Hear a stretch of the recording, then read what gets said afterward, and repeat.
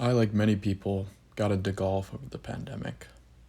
After leaving the competitiveness of organized sports as a child or even in high school, and being stuck inside too much watching YouTube or tending to my newly found sourdough starter, I was craving that activity that kept me going.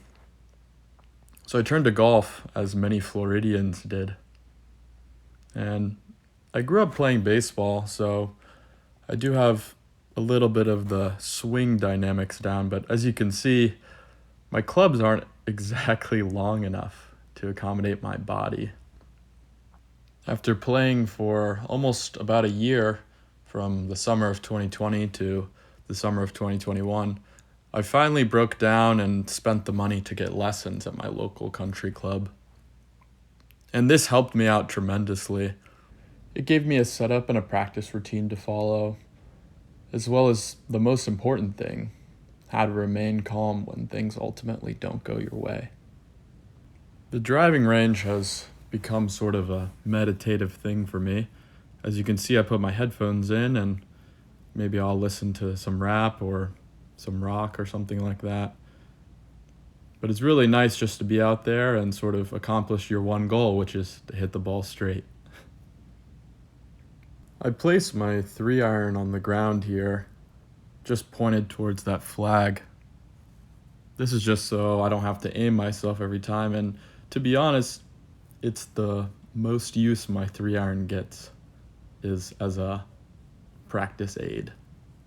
I'm currently living without a car, and anyone who knows Florida in general knows that it's a kingdom of suburbia.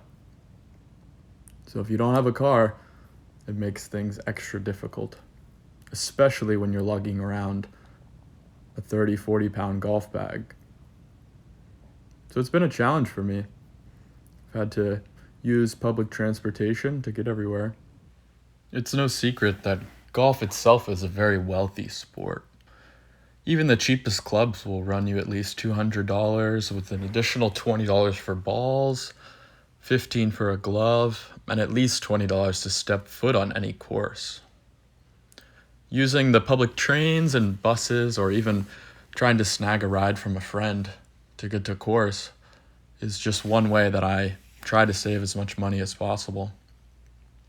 It is very odd, though. You walking around with your big golf bag trying to get on a bus or a train.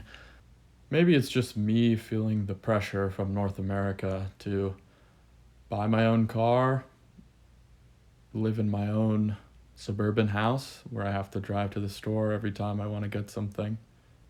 But no matter. That seems like a topic for a later day. I always spend my range sessions working on my wedges the most, whether it be pitching wedge or gap wedge or sand wedge. And I feel like that has the most impact on my game whenever I'm in the middle of the fairway, which isn't very often. I want to be able to hit the green, so if I practice my wedges the most, I'll be able to capitalize when I am in that situation. And towards the end of my session, as you can see here, I like to work on my longer iron, specifically my 4-iron.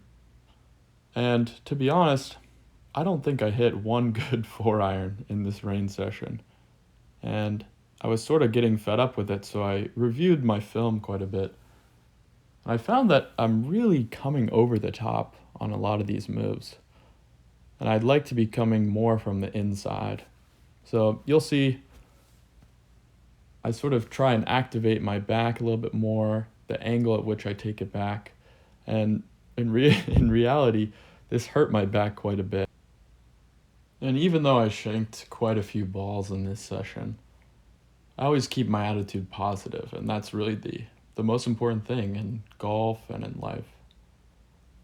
I ended up getting home pretty late because I needed some food, so I stopped in the clubhouse for a burger. But all in all, it was a good day and good practice.